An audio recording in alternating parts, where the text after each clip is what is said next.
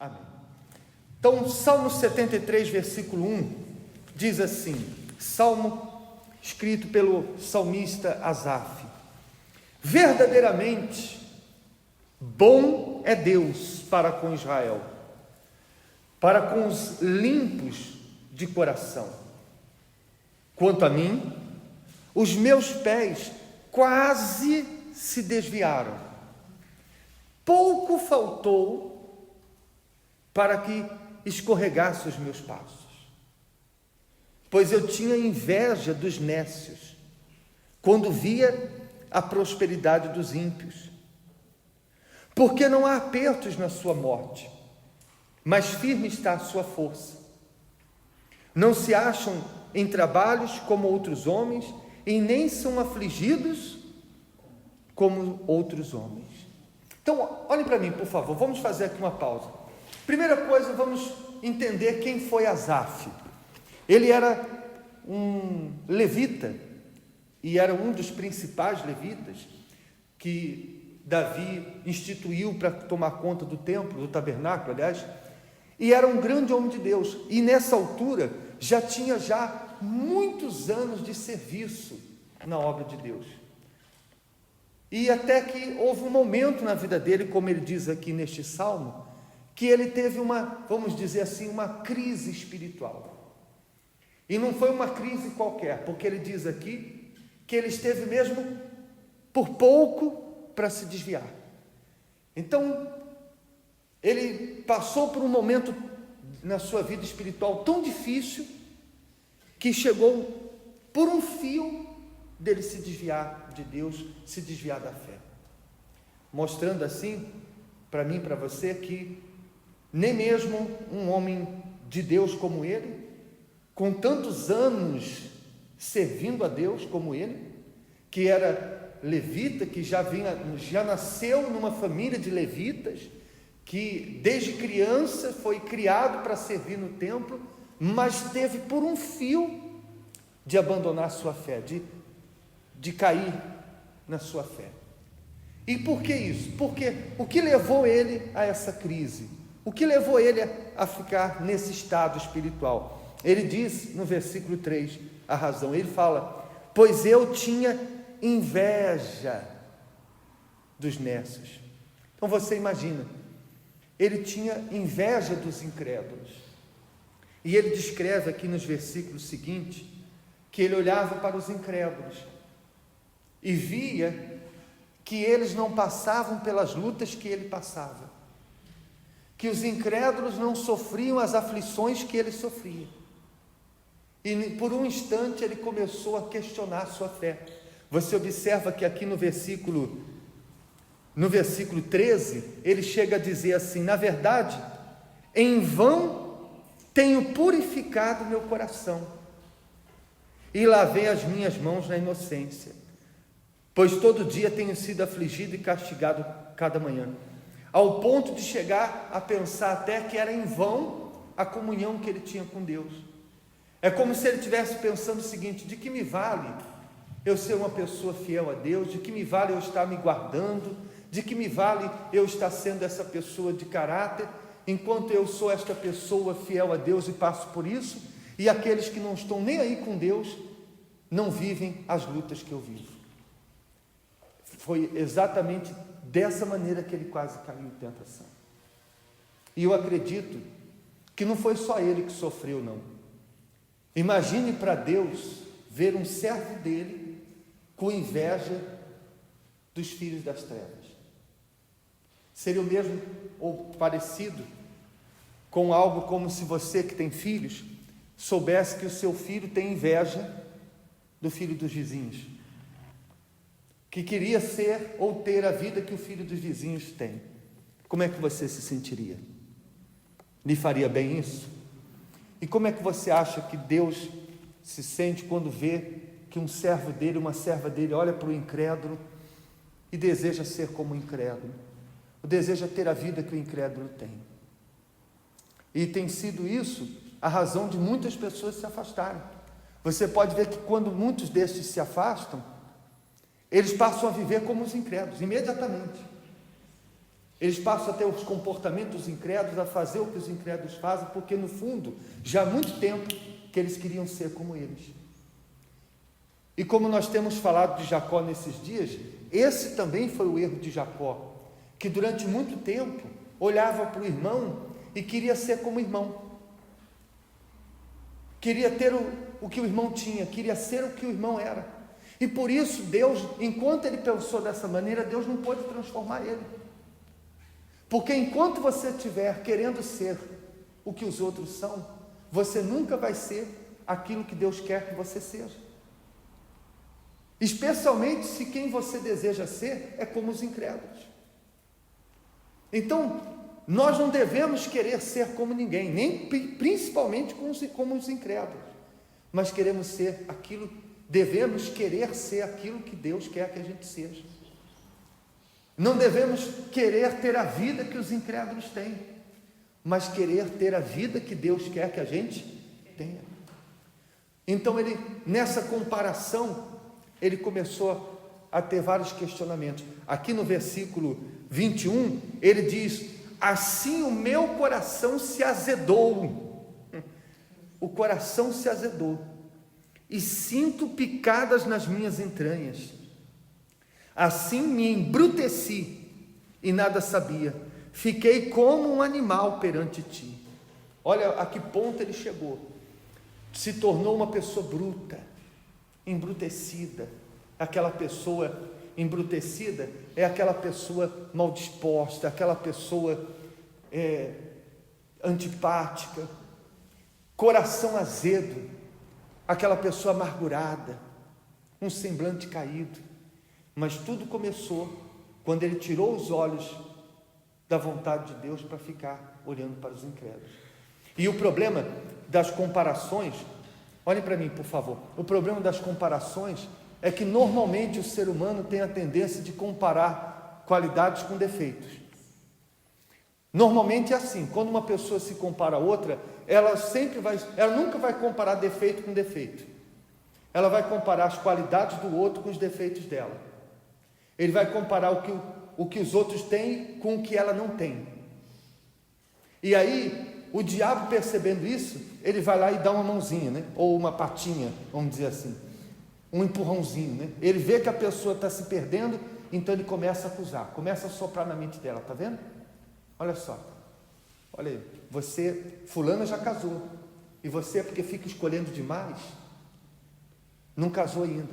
Aí ele vai apunhalando, ele vai tornando aquilo ainda mais, aguçando ainda mais. Olha aí, tá vendo? Você é fiel, você é dizimista, e olha aí, fulano vive criticando a igreja, e olha como ele está prosperando. E você está aí nessa situação. Então, por conta disso, a pessoa vai começando, chega uma hora em que ela começa a bater um papo com o diabo. O diabo falando na mente dela: então, olha aí, quantos anos na igreja, olha essa situação, olha aquilo. E a pessoa, é verdade. E a pessoa vai concordando. E sem ela perceber, ela está ali num diálogo constante com o diabo. Muitas vezes falando mais com o diabo do que falando com quem? Com Deus.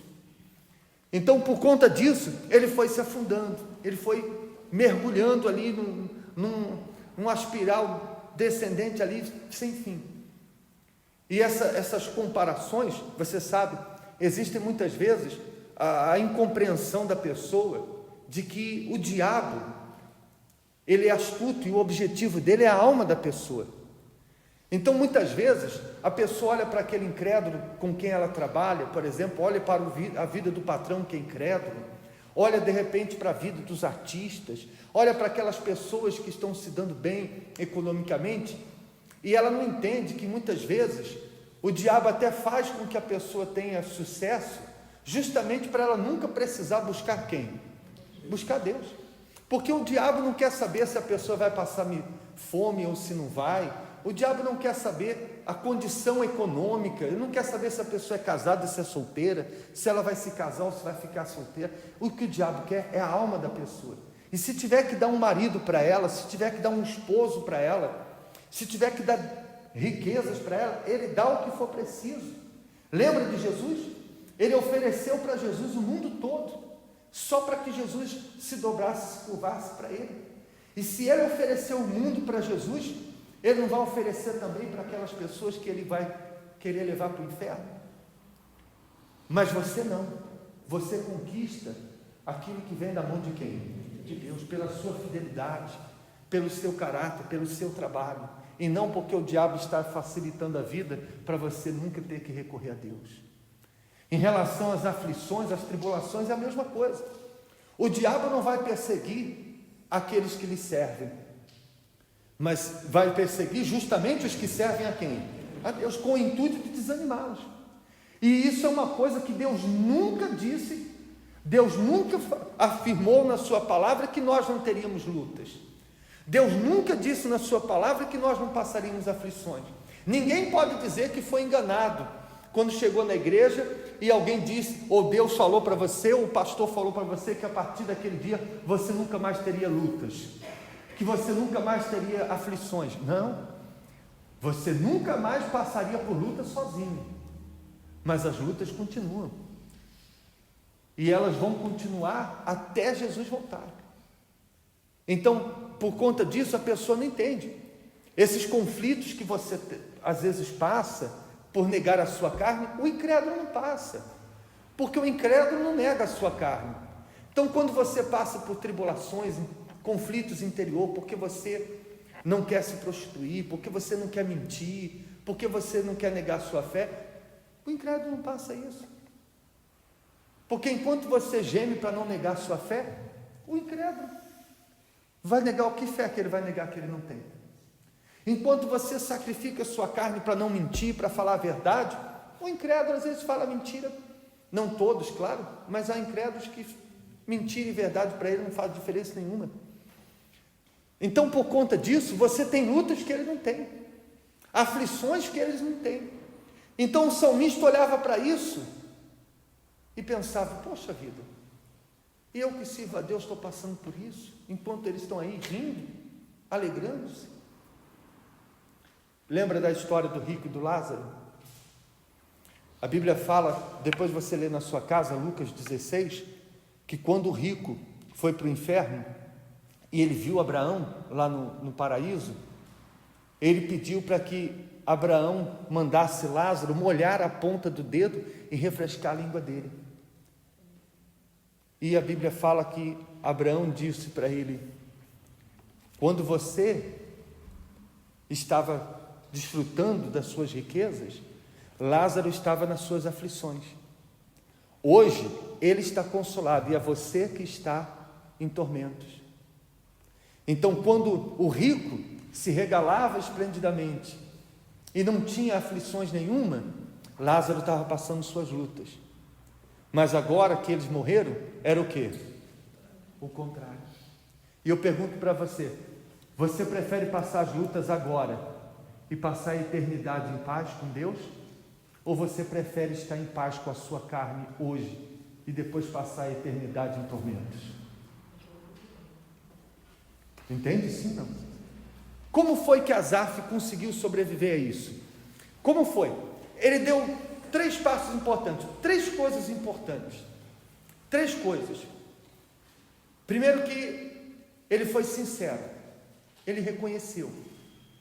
E você sabe que, como um levita, como um oficial, uma pessoa que servia a Deus, ele poderia muito bem esconder isso. Ele poderia muito bem esconder esse estado espiritual que ele estava, que é o que muita gente faz.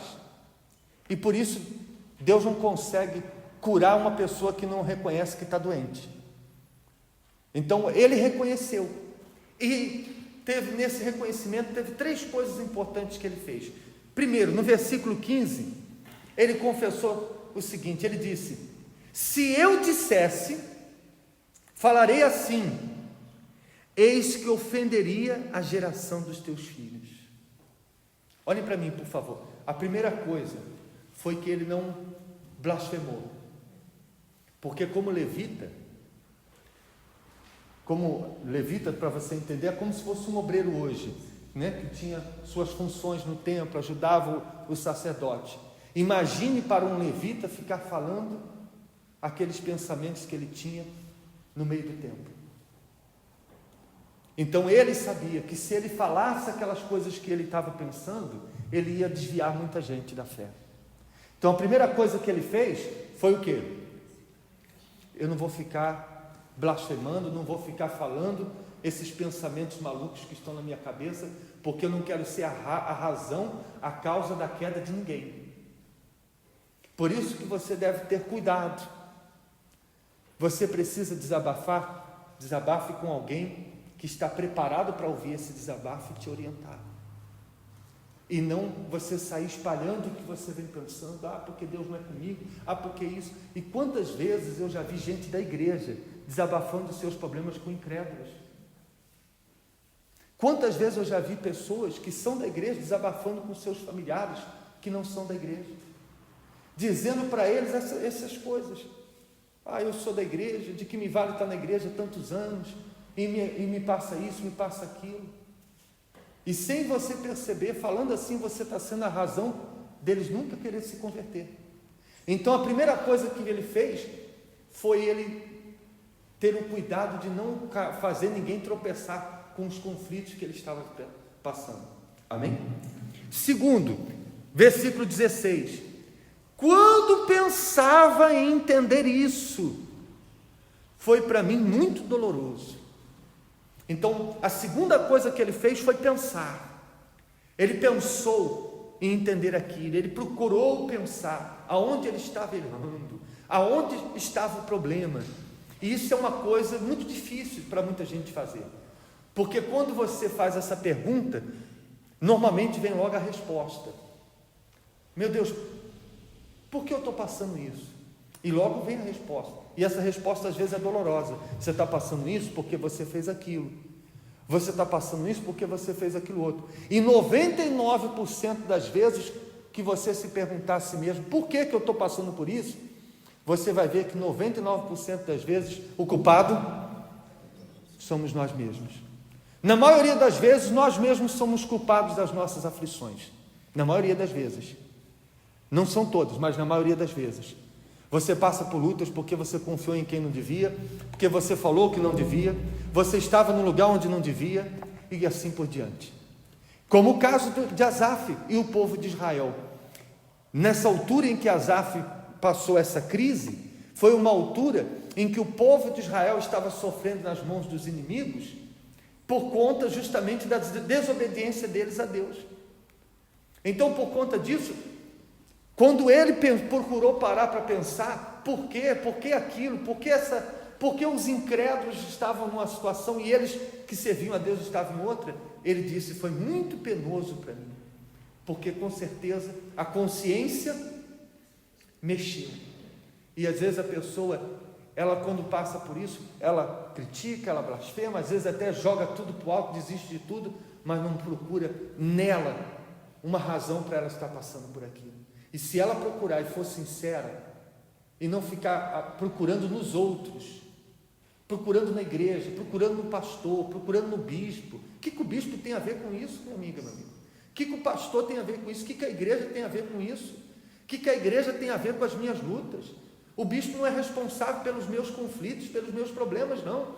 Eu sou o único responsável pelos meus conflitos, pelas minhas lutas, pelos meus problemas, e mais ninguém. Mas muitas pessoas, ao invés de procurar pensar, elas preferem culpar outras pessoas. Então ele deu este segundo passo importante, pensou.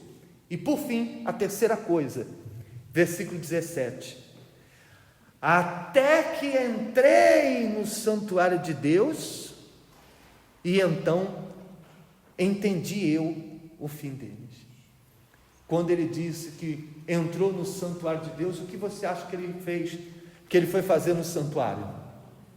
Foi buscar a Deus. Ele buscou a Deus. Ele levou as suas queixas para Deus. Ele levou as suas questões para Deus. Aquelas que ele havia se perguntado e não tinha resposta.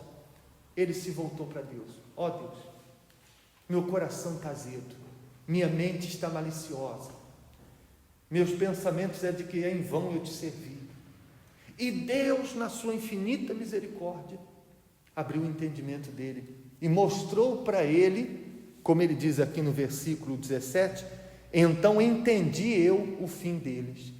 E você vai ler nos próximos versículos, ele mostrando o que ele entendeu. Ele entendeu que aquela prosperidade dos perversos, aquela alegria dos perversos era ilusão, que eram passageiros. E Deus mostrou o fim daqueles perversos e mostrou que tudo aquilo que ele via, que ele desejava, era passageiro e momentâneo. Mas o que Deus estava dando para ele não era passageiro e momentâneo. Por isso ele fala aí no versículo 23, já curado das suas mazelas, ele disse: todavia eu estou de contínuo contigo, e tu me sustentaste pela minha mão direita. Guiar-me-ás com o teu conselho, e depois me receberás na glória. Que tenho eu no céu senão a ti? E na terra não há quem eu deseje além de ti. Agora ele já não desejava ser como os incrédulos, ou ter o que os incrédulos tinham. Agora ele dizia: não há nada que eu não queira mais do que o Senhor, não há nada que eu deseje mais do que o Senhor. Agora ele tinha o pensamento certo que deve haver dentro de cada um de nós: meu Deus, nada que o Senhor possa me dar, nada que o Senhor me dê, que não seja apenas um acréscimo, porque tudo que o Senhor já me deu é o suficiente para eu te amar o resto da minha vida. Só a salvação que o Senhor me deu, só o que o Senhor fez por mim naquela cruz, e me ter aceitado, o Senhor já não precisa fazer nada, e qualquer coisa a mais que o Senhor faça é apenas um acréscimo, porque o que o Senhor já fez por mim é o suficiente para eu te amar e não precisar desejar nada mais do que o que o Senhor já fez por mim. Amém? Porque do contrário, eu pergunto para você: o que mais Deus precisa te dar para provar o amor dele por você? Ele precisa fazer você rico para ele provar que ele te ama? Ele precisa fazer você se casar? Ele precisa realizar os seus sonhos pessoais para provar que ele te ama? Tudo o que ele precisava fazer para provar que ele te ama, ele já fez. Deus dando o seu Filho por você, e Jesus, o seu Filho, dando a vida dele por nós. E qualquer outra coisa que ele possa nos dar é só para que a gente possa glorificar ele aqui nesse mundo. Amém? Foi isso que o salmista passou a entender quando ele buscou a Deus, e foi isso que curou ele daquela crise que quase levou ele a se perder. Amém? Então faça você essa reflexão. De repente você vinha ou numa crise como essa, ou o diabo tentando levar você a uma crise como essa. Mas Deus está mostrando para você. Deus está abrindo o seu entendimento hoje, como abriu o entendimento de Asaf. Amém? Fiquem de pé, por favor.